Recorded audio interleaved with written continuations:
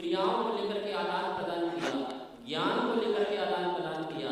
इसके कारण आज भारत पूरा समृद्ध है और साथ चल के ही हम दोनों अपनी संस्कृति का संरक्षण और संवर्धन कर सकते हैं। महानुभाव, भगवान महावीर स्वामी के सिद्धांत पूरे विश्व के लिए आवश्यक है। मैं लोगों से कहता हूँ, दुनिया के सामने मोहन राम जी, दुनिया के सामने दो ही विकल्प हैं, महाविनाश या महावीर।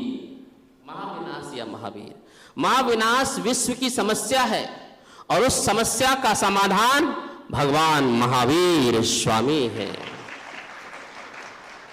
हमारे सरदार वल्लभ भाई पटेल जी ने कहा था कि भगवान महावीर स्वामी का धर्म बड़ा वैज्ञानिक धर्म है और इतना वैज्ञानिक धर्म है, यदि ये सारे विश्व में फैल जाए तो सब जगह शांति ही शांति आ सकती है। इतना वैज्ञानिक धर्म है। वैज्ञानिक धर्म इसलिए है क्योंकि जल, पृथ्वी, अग्नि, वायु, वनस्पति का सूक्ष्म वर्णन किया है। इससे राष्ट्र की महिमा बड़ी है, इससे राष्ट्र की सेवा बड़ी है। इसलिए सूक्ष्म वैज्ञानिक तथ्य जो धर्म को बताया गया है। यहाँ पर भगवान महावीर स्वामी का जो धर्म है वो बहुत ही विशेषताओं को लेकर के रखता है। यहाँ प्राणी मात्र को जीने का अधिकार दिया जाता है। उनका धर्म व्यापक है, व्यवहारिक है। सर्वोदय तीर्थ की यहाँ पर स्थापना होती है, जहाँ सर्वभाषा का सम्मान होता है। सर्वभाषा सरस्वती, सर्वोदय तीर्थ, हर प्राणी को जीने का अधिकार दिया जाता है।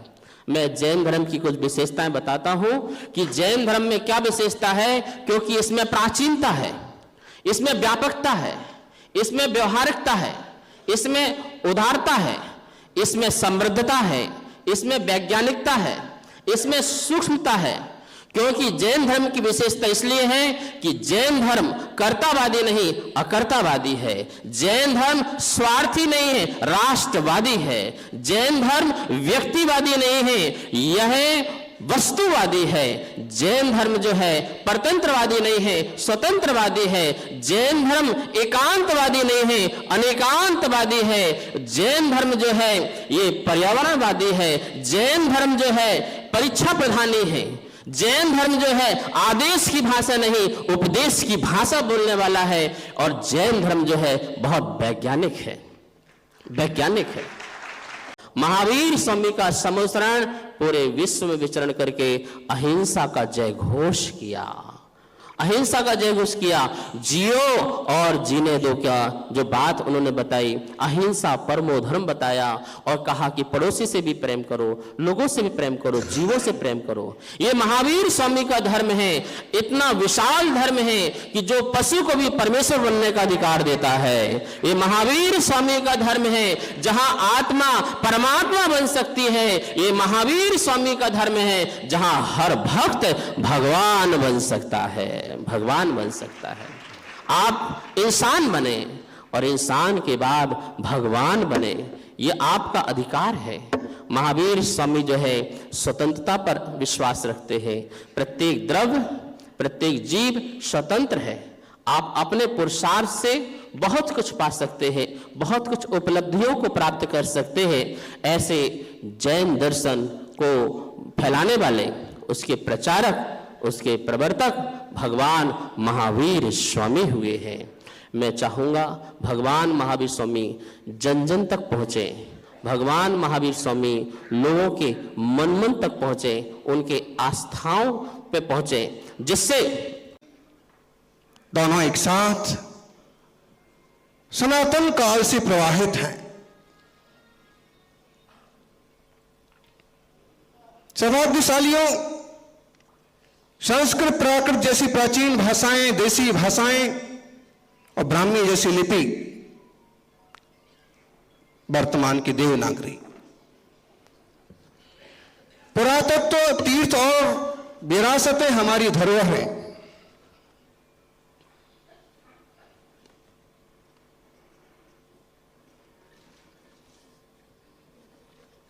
विश्व एक परिवार है। पाश्चात्य संस्कृति कहती है, हम में और पाश्चात्य में अंतर क्या है? पाश्चात्य संस्कृति कहती है विश्व एक बाजार है, यहां सब कुछ बिकता है और केवल इंसान को खरीदने का अधिकार है। भारतीय संस्कृति कहती है, भारतीय संस्कृति कहती है विश्व एक परिवार है, यहां सबको मिलजुल कर शांति से रहने का अधिकार है। वसुधैव कुटुंबकम, one earth, one family, one future. हम लोग इसमें विश्वास करने वाले लोग हैं, सबका साथ सबका विकास, सोनो साथ सोनो विकास। महावीर का एक सूत्र याद होगा, परस्परोपग्रहो जीवानाम। इसका अनुवाद आज पूरे देश में और दुनिया में गूंज रहा है। निश्चित रूप से हम पूरे विश्व को एक परिवार मान के चलने वाले लोग हैं। हमें चंद्रमा पर, मंगल पर जाने में सफलता मिलती है तो हम केवल स्वयं श्रेय नहीं लेते हैं। हम भारतवासी कहते हैं कि इससे विश्व को और लाभ होगा, इससे दुनिया के लिए और नए रास्ते खुलेंगे। हमारी जो उदार सोच है, हमारी जो संस्कृति है, हम स्वदेश और स्वदेशी को प्यार करते हैं, लेकिन जो हमें प्यार करते हैं वे कितने भी दूर हों, हम उनसे भी प्यार करते हैं।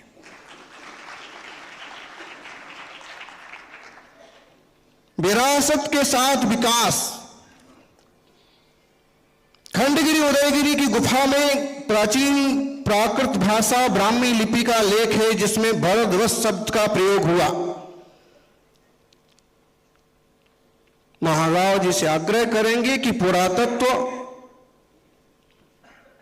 प्राचीन तीर्थ और संस्कृति संरक्षण की दिशा में थोड़े प्रयास और जरूरी है, क्योंकि हम उस दिशा में बढ़ ही रहे हैं।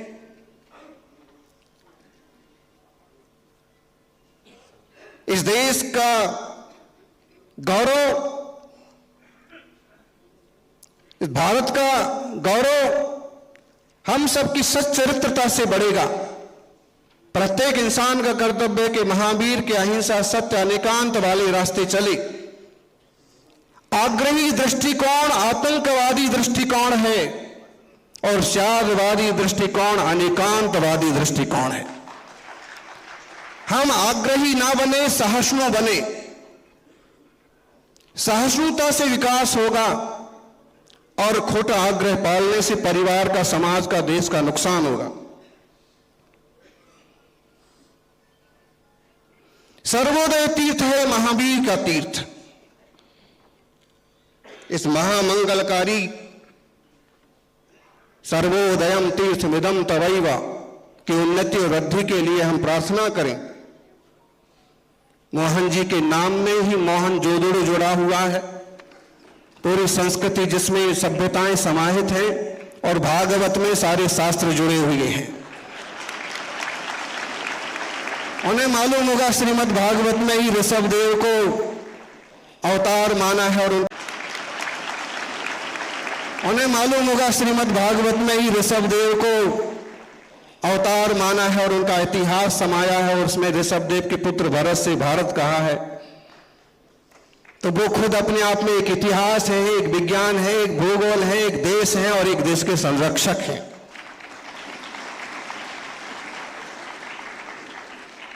ऋषभदेव पुत्र भरत के नाम से भारत, और भारत का मतलब हमेशा सुभारत, और इस शोभा को बढ़ाने वाले श्री राम के भाई भरत, जिनने राज्य पाकर के भी राज नहीं पाया, और इसकी शोभा को और द्विगुणित करने वाले दुष्यंत शकुंतला पुत्र भरत।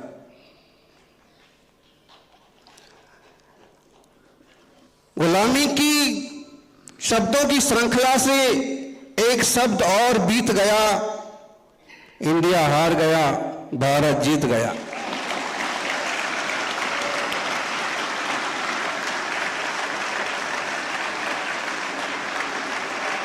इंडिया हार गया, भारत जीत गया।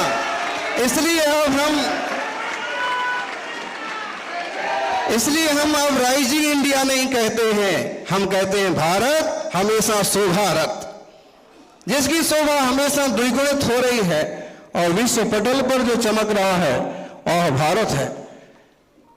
संघ ने पूरे देश को जोड़ा है, संघ ने पूरे देश को जोड़ा है और मुनि संघ ने इंसान को परमात्मा से जोड़ा है। सौभाग्यशालियों, महावीर भगवानों के उपदेशों को, श्री राम की मर्यादाओं को पालन करके हम पुनः विश्व गुरु की प्रतिष्ठा को हासिल कर सकते हैं।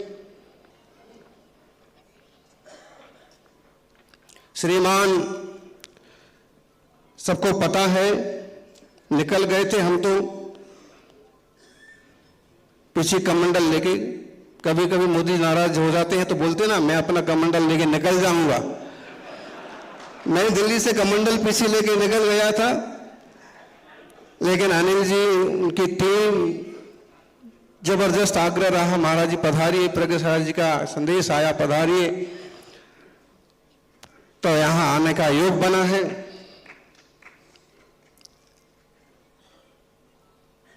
कहेंगे कि मोहन जी और संघ ने बहुत कमाल कर दिखाया है, महावीर के चारों बेटों को एक साथ बिठाया है।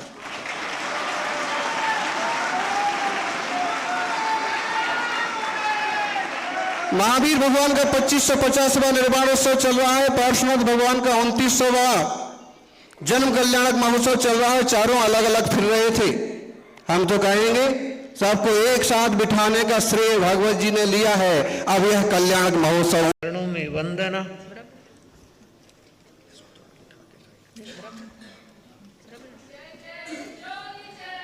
सम्मानित मंच, मैं परिषद से आगाह करना चाहूंगी, पूरे ध्यान से सुनने का प्रयास किया जाए। सम्मानित मंच, आदरणीय आचार्य भगवंत, साधु साध्वी वृंद और आज के हमारे इस कार्यक्रम के मुख्य आयोजक मोहन राव जी भागवत और सभी श्रावक श्राविका परिवार, मैं सभी वक्ताओं के विचारों की सहमति के साथ आगे बढ़ने का प्रयास करूं। भगवान महावीर को हमने सुना, भगवान महावीर को हमने समझा। आज का ये उत्सव भगवान महावीर का निर्वाण उत्सव हम मना रहे हैं। हमें विचार करना है कि भगवान महावीर से हमने सीखा क्या है, भगवान महावीर के उपदेशों से हमने अपने जीवन को, हमने अपने आत्मा को कितनी पवित्रता, कितनी निर्मलता और कितनी शुद्धता दी है।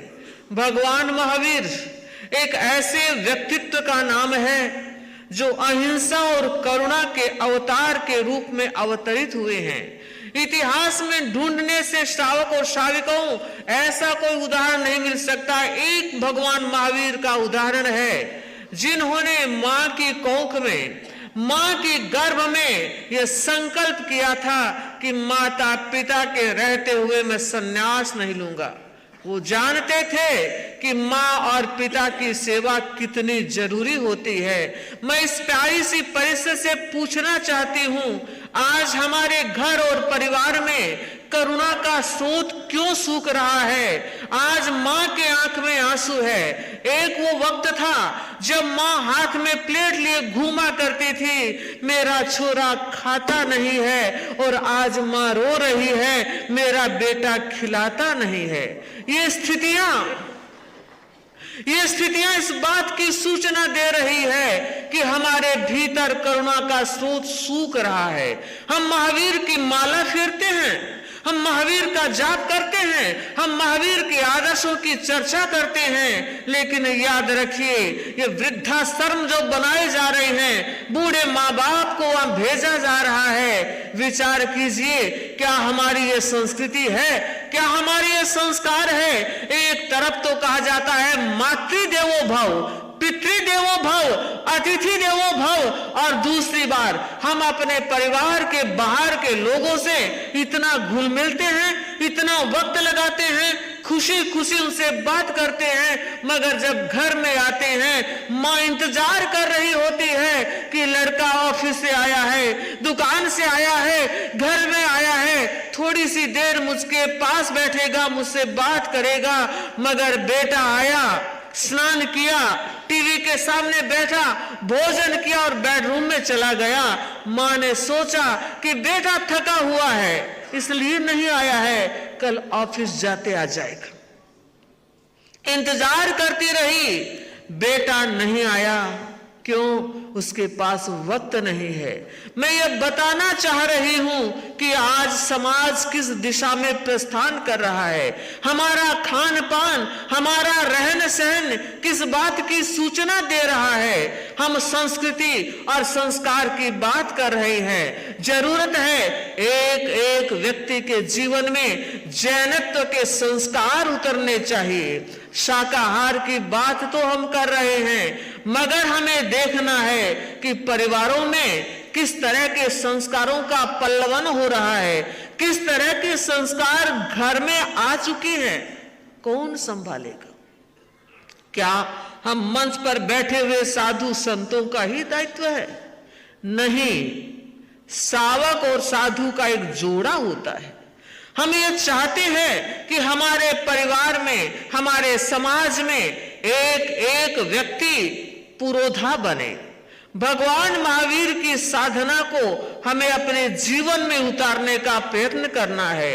आज समता विखंडित हो रही है, असमानता बढ़ रही है, जबकि महावीर ने समता का सिद्धांत दिया और उन्होंने ये कहा कि तूफान सर पे आते हैं तो आने दो न कुछ परवाह।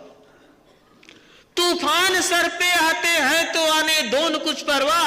जो कांटों से नहीं डरते वही फूलों को पाते हैं, जो कांटों से नहीं डरते वही फूलों को पाते हैं। गुलों में है महक उनकी, गुलों में है महक उनकी, फलों में जायका उनका। गुलों में है महक उनकी, फलों में जायका उनका। जो मिटकर मिला तुख्म मिट्टी में, निशा अपनी मिटाते हैं। जो मिलकर तुख्म मिट्टी में, निशा अपनी मिटाते। सोचना है, विचार करना है, हम क्या कर रहे हैं। छोटी सी परिस्थिति हमारे सामने आकर खड़ी होती है और हम झुक जाते हैं, संस्कारों के साथ समझौता करने की सोच लेते हैं। ध्यान देना है, विचार करना है। महावीर के उपदेश, महावीर के सिद्धांत तब भी प्रासंगिक थे, आज भी है। क्यों? वे सार्वकालिक है। उन्होंने जो रास्ते बताए हैं, आज जरूरत है हम उन रास्तों पर चले। इरादे तो है मंजिल के, इरादे तो है मंजिल के, पर चलना नहीं आता। कहते तो बहुत है पर करना नहीं आता। आज की ये समस्या है और इसका समाधान भगवान के दर्शन में है। मैं बस यही कहना चाहूंगी कि भगवान महावीर को अगर आज हमें सच्ची श्रद्धांजलि देनी है तो वह ये होगी, भगवान ने ये कहा था, महावीर ने ये कहा था कि जो तुम चाहते हो वैसा दूसरों के साथ चाहो, और जो तुम नहीं चाहते हो वो किसी के साथ मत करो। अगर ऐसा हुआ तो यह सच्ची श्रद्धांजलि होगी। एक बार मैं आरएसएस परिवार में, जिन्होंने में अनिल जी अग्रवाल हमारे निकट आए, सुखराज जी लेकर आए, और पूरा जो ये सिस्टम आज बना है और जिस विधि से इस कार्यक्रम को संपादित किया है, मुझे लगता है जैन समाज के लिए यह गौरव का विषय है और आगे के लिए करणीय विषय है कि जैन समाज को भी कुछ करना है। महावीर का 2550वां वर्ष चला जा रहा है, समय पंख लगाकर उड़ रहा है। यहाँ खून पसीना करके बहाया तान के चद्दर सोता रहे, ये नाव तो चलती जाएगी, तू हंसता रहे या रोता रहे। तो हम चाहते हैं एक प्रेरणा ली जाए। एक बार फिर भागवत जी के आध्यात्मिक विकास की मंगल कामना कर रही हूँ। पूज्य गुरुदेव आचार्य श्री महाश्रमण जी ने भी अपना संदेश भेजा है कि आध्यात्मिक उन्नयन सबका होता रहे। ओम। तो चंद कौशिक को भी परमात्मा ने स्वीकार किया, वो संगम का भी स्वीकार किया, वो गौशाला का भी स्वीकार किया। परमात्मा ने कभी सामना किया ही नहीं है। परमात्मा का मोटो था सहन करना, सामना नहीं करना, और हमारा मोटो है सामना करना, सहन नहीं करना। और ये सहन करके परमात्मा ने प्राप्त क्या किया? परमात्मा ने 3 वैभव को प्राप्त किया, एक अहिंसा का वैभव, दूसरा अनिकांत का वैभव और तीसरा अपरिग्रह का वैभव, और वो वैभव हमको दिया है अहिंसा। हम हिंदुस्तान में रहते हैं, इसलिए हम कौन है? हिंदू है। बेशक हमारा धर्म जैन है, लेकिन हमारा राष्ट्र और हमारी जो संस्कृति है वो हिंदू ही रहेगी। और हिंदू किसको कहते हैं? हिंदू की परिभाषा क्या है? हिंदू की परिभाषा हमारे शास्त्र में इतनी बढ़िया बताई है, शायद ऐसी परिभाषा किसी ने भी नहीं बनाई होगी। ज्ञानी भगवंत ने हिंसा की व्याख्या लिखते हुए कहा है, हिंसा या दूयते मन यस्य स। हिंदू किसको कहते हैं? हिंसा या दूयते मन यस्य स हिंदू। हिंसा से जिसका मन खिन्न होता है, हिंसा से जिसका मन दुखी होता है, वो हिंदू होता है। और मुझे कहते हुए गर्व और गौरव रहता है कि ये हिंसा की जो संस्कृति है, वो हिंसा की संस्कृति हमारे प्रथम तीर्थंकर आदिनाथ परमात्मा से शुरू हुई है और वर्तमान में हमको दी है।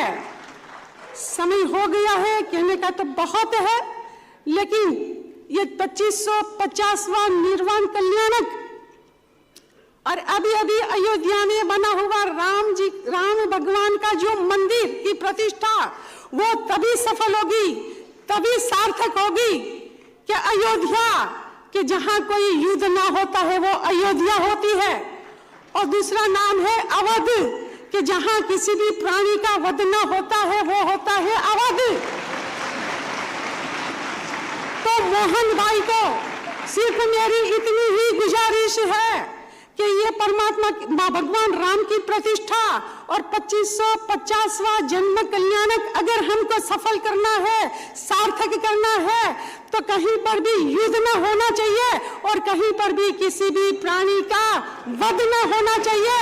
तो हमारा ये महोत्सव सफल होगा, महोत्सव सार्थक होगा। आपने मुझे इतने ध्यान से सुना, मैं आपसे कृतज्ञ हूँ। वितराग की आज्ञा विरुद्ध कुछ भी बोला गया हो, नीचामी दुबड़ा।